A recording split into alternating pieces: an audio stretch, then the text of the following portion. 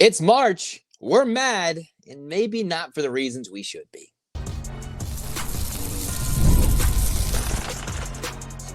You are Locked On UCLA, your daily podcast on the UCLA Bruins. Part of the Locked On Podcast Network, your team every day. Welcome, everybody, to this edition of the Locked On UCLA podcast. I'm your host, Zach Anderson-Yoxsimer. Thanks for making this show your first listen each and every day. It's free wherever you get your podcast, and it's available on YouTube. Like, comment, subscribe. Thanks for your support. And hey, what we're talking about this episode is the UCLA loss to Purdue, 76-66 in West Lafayette. It's March, it's madness, and we are frustrated yet again with UCLA losing. Now, it's still a tall chore for UCLA to go into Purdue and win this game. Purdue was a preseason Big Ten favorite, despite the latest scuffling with their record, their latest slide of 4 losses in a row. They came in energized with a packed-out crowd in Mackey Arena, and they played really well. My thought was Purdue would come out really good early. UCLA would fight back, which is generally what happens. Even the Bruins taking a second-half lead, but things came crumbling down 7-6, 5 minutes left in this game when Purdue went on a big 12-0 run. Braden Smith couldn't miss from 3, and then UCLA just found ways to lose without finding ways to win a signature road game. This would have been the signature road game, although with Indiana's latest streak, it makes that win at Indiana all the more impressive for the Bruins, but still, we're a couple weeks past that big win at Indiana. For UCLA, though, what was going on in this game? Cronin leaned a lot on his starters, but not a lot of guys produced. Tyler Bilodeau, a little over 50%, 7 boards, 15 points, but wasn't exactly a spectacular performance like we've seen from Bilodeau. Sky Clark gave UCLA a nothing burger with no points, an assist, a steal, but then 2 turnovers to go with it. In 23 minutes, it certainly wasn't Sky Clark's best performance. Dylan Andrews, okay, 3 of 7, couple of assists, 1 turnover, but no steals, no blocks to go with it. Kobe Johnson, no steals, a block, 3 personal fouls. Hit a big 3, but not a big score. Had 5 assists, though, so he was facilitating. But what UCLA needed was a full-on effort defensively to stop the dominant players like Braden Smith, who came in there and had 23 points, or Trey Kaufman-Renn, who came out there and dominated UCLA to the tune of 29 points on 11 of 15 shooting. Cronin is always, as he did in the postgame, harping on his defense. When you look at UCLA, they ran with Daly a lot. They ran with Tyler Bilodeau. And in this game, there was a combined 11 minutes from William Kyle III and Aday. All right, those guys combined for 9 points, a rebound, a block between the two of them in their 11 minutes. Where Aday, a little rough early, a little bit good, a lot better late in his limited minutes. But there's got to be a way for Mick Cronin to utilize his big man and big players, his post players, even in games where maybe the pace is not dictating a good way for UCLA to use Mata.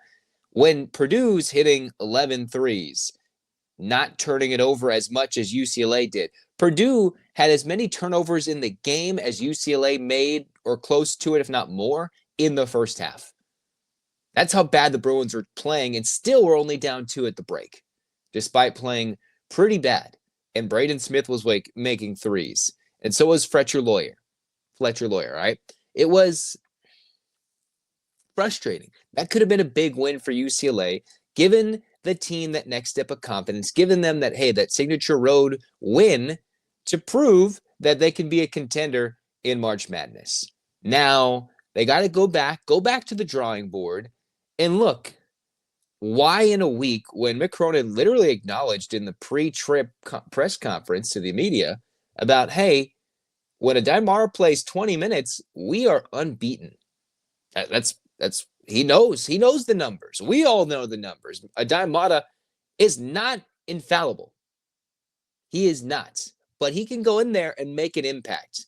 Does that mean every time he's inserted into the game it's going to be spectacular? No. But if you give him, considering he's not a starter, a jolt off the bench, he needs a second to get acclimated to the game, bring him off. Does that mean he needs to sit for 30 minutes? Well, UCLA did play for a good while, very good. But maybe sometimes you need to shift the momentum and not just lean so much on these guys who have led you to the lead.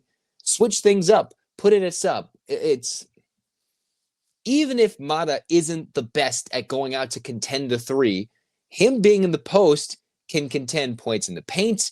He can help probably, usually, get rebounds in certain ways. But in this game, the Bruins led points in the paint. Or excuse me, read that wrong. I'm used to UCLA being home. They were outscored points in the paint. Purdue shot better from the three. So if you're not using your big man, you're getting dominated in the post in terms of Purdue scoring in the paint. Purdue scoring 15 points off UCLA turnovers. How are you going to counter that? The Bruins did play for a good chunk of this pretty well. But unfortunately, on the road against a team that was desperate for a win, you're going to have to play 40 minutes of basketball. To go in the Big Ten tournament, you're going to have to play 40 minutes of basketball. To get to March Madness in the brightest of lights against these teams who UCLA is not so much better than, I believe UCLA can wholeheartedly go on a run. Just as much as I think they can lose in the first round.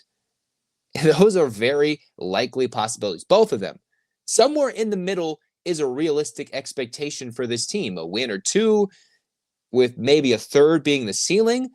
But is there potential vibes this team could go on a run? Certainly. But there's also reasons for concern that with the wrong matchup, the wrong seeding, UCLA could find themselves out in the first weekend. In this game, you lose the three-point shooting battle. You lose the turnover battle.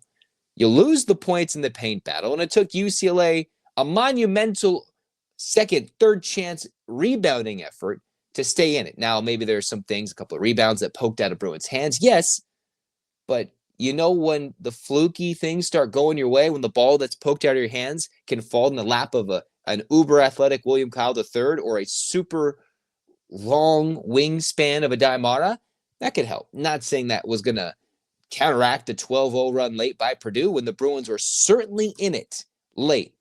But the backcourt did not step up. That is truly the story of this game. As much as I'm frustrated that UCLA can't find more creative ways to use their not so secret weapon and their other big man in William Kyle III, the backcourt truly let the Bruins down in this game, right? I wanted to see more shots from Stefanovic. He got a lot more, and he didn't come through with it. Trent Perry got 12 minutes in this game, didn't hit a single shot from the floor, but 4 free throws. Sebastian Mack, 24 minutes, 10 points, made every shot, but 3 turnovers. So field goal makes the turnovers, kind of giving it back there. That's where you have to live and die with Purdue, who in recent years, we all heard about Zach Edey. The reason they made it to the national championship game in the last season was because their backcourt was extremely improved from their 1-16 loss to Fairleigh Dickinson. They were that much better. Braden Smith is that much better. And you look at what Purdue does, they play with Kaufman Wren. They'll play with Braden Smith. They're playing 39 minutes of the game. Cronin, when he had the Tiger Campbells of the world, in times like last year, sometimes if Dylan Andrews wasn't cramping up, he'd lean on those guys for 30 minutes. I just wonder when Cronin, if he is going to do something where in the backcourt, he's going to choose who has the best matchup and just lean on them for 30 to 35 minutes. The team hasn't proven that any one of these guys is deserving, but maybe you run with one of these guys and hope one of them gets hot, right? Sebastian Mack can get hot, but that's not always a source of believing in his jump shot. Even though he can hit some clutch threes, he's not consistent enough to do so. The guy you'd like to see get a lot of run time and shoot much better is Sky Clark. The one you need to get hot from the floor off the bench is Stefanovic, and he just went ice cold over the end of this game. 1 of 7 from 3, 2 of 10 from the floor. And Stefanovic in 18 minutes, despite being the Bruin with the 7th most minutes, took the 2nd most shots. A lot more than Kyle and Mata, more than Andrews, Johnson, Daly Jr., Clark, even Sebastian Mack, who was perfect from the floor and played more minutes than Stefanovic. And there you kind of see the offense just can't always catch up. If you're turning it over, struggles. But can they catch up? They can certainly fight. The defense wasn't fully there. The offense wasn't crisp enough. to play a back and forth higher scoring game with Purdue when they got down late and then the Boilermakers go on a run. Story of the game is UCLA's inability to be creative with their big men in matchups where it's maybe not the strongest, how to create and put their big men into matchups and positions of strength. It takes creativity. It's not coaching 101. There's a lot more process to this. I can understand that sometimes Mata might not be the best fit in a faster pace game, an up-tempo game. But to leave him off the court for 34 minutes also just doesn't sit right with me. When you're losing in points in the paint, when you got somebody dominating a matchup with 29 points in Kaufman-Renn, getting to the cup, getting his shots made, not taking any three-pointers, getting to the free throw line, and that's how UCLA is just they're going to lean their hat on that? That's what they're going to lean on? There's got to be better ways. But they also have to play much better because you can't turn it over nearly 10 times in the first half and expect to win a game on the road. You're just not going to. It's not going to happen. Between all those things, UCLA fought to the bitter end. Just not their game today, and they didn't play like it. They didn't deserve it in the final few minutes of this game when it was still somewhat up in the balance, and then Purdue's big run pulled away, and their guards, their big-name players, came through and dominated this game. And UCLA, flat out, does not have that type of dominant player. They have impact players, but it shifts game by game as who's the super impact player. They leaned on Bilodeau, but they're not always the best when Bilodeau takes the most shots and scores the most points. That's not when they're the most diverse offensively. It's not when they're most dynamic offensively or defensively. If he's leading the team as the 5 or the big man 4 without a big 5, and he has to take a bulk of the shots. And if he's not hitting three-pointers or taking them, they're probably not going to win that game. Lot to learn on from UCLA going forward. Means they won't have a winning road record for the year. So you look at the Big Ten season, you say, all right, look at this road schedule. UCLA is not going to end up with a winning record. A win against Northwestern, they'll be 500. And you could say that's respectable, right? You see in professional leagues, go 500 on the road, win the majority of your home games. You're considered a playoff team, a contender. In a new day and age where UCLA is traveling across the country in sold-out arenas, loving to see the UCLA name in there, right? The connections between John Wooden, Purdue, UCLA, all important, all with the statue, everything there. UCLA has learned life in the Big Ten. And, if they go 5-5, that is not the worst thing. It's frustrating because there are a game or two that they possibly could have stolen or played much better in. But a road record overall, not just looking at, but overall road record at 5-5 would not be the worst thing for UCLA considering the traveling. Now it's the numbers are a little glaring when you're like, hey, all those wins they didn't get outside of the Western Mountain time zones. Okay, but it's different when it's on a neutral court in the NCAA tournament. The team can go as high as a beautiful March Madness run, as a Cinderella dark horse, as a higher seed. And by higher, I mean number like 6, 7, leaning right now. They were 6 on Friday, probably a 7 right now. Not punished for Purdue, but you can't exactly stay as 6 if other teams get wins over the weekend in the Big Ten. Or they can get bounced in the first round. That's what makes this team so frustrating to figure out. It's like, okay, they could do it, but will they do it today? Who's going to make their names known? More like that 2021 team where they started off hot in Pac-12 play and then they fell back down. And then all of a sudden, Johnny Juzang made a name for himself, and that's why he's in the NBA. Which one of these guys who can make a name for themselves in the tournament also become a big-time supporting cast while also having more size in the post? We'll find that out. We will find that out. And until then, there's still a women's game to talk about. We're going to talk about that in the next Locked On UCLA episode, reacting, discussing the post-UCLA USC matchup, Lauren Betts, Juju Watkins, the battle for the Big Ten regular season championship, 1 seed in the Big Ten tournament, and the battle potentially for the number 1 overall seed in the NCAA tournament. I think that's huge for UCLA to get. Could make their path to a Final Four, a national championship for the first time in the NCAA era for the women's program. It's in sights, but you got to win the big games at home in a sold-out arena against your bitter rival from across town. All that next on Locked On UCLA. But first, let's tell you more about FanDuel.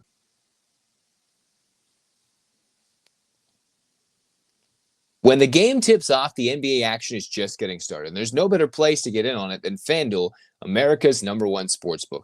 With FanDuel, you can place live bets throughout the game, and even if you miss the opening tip-off or you want to bet on that fourth quarter comeback, you can stay in on the action. And if you're looking for that bigger payout, combine those live bets. Go for it with a same-game parlay. And hey, if you're looking to go after that late-game rally, just use the app. It's super easy to use, and when you win, you get paid instantly. There's no waiting around. Right now, new FanDuel customers can get $150 in bonus bets if your first $5 bet wins. Just visit FanDuel.com to join today. That's FanDuel.com for your shot at $150 in bonus bets. Make every moment more with FanDuel, the official sports betting partner of the NBA. It's going to do it for us here with Locked On UCLA. We'll dissect more UCLA men's basketball coverage in the next couple of days because they got Northwestern on Monday night. We'll talk about it. We'll react to that game right after it, unlike this one. And then we got the UCLA women versus the USC women. Huge game. If you go by the NCAA tournament reveal, that's basically #1 versus #3 in the country. Don't take a look what the AP poll tells you. That's a lie. That's fraudulent. It's #1 versus #3. Who will be on top by the weekend's end? Can't wait to talk to you about it. Can't wait to talk with y'all. Hands up, Bruins fans. 8 clap time, baby. And 1, 2, 3, 4, 5, 6, 7, 8. UCLA, fight, fight, fights. This has been Locked On UCLA. Zach signing off. Go Bruins.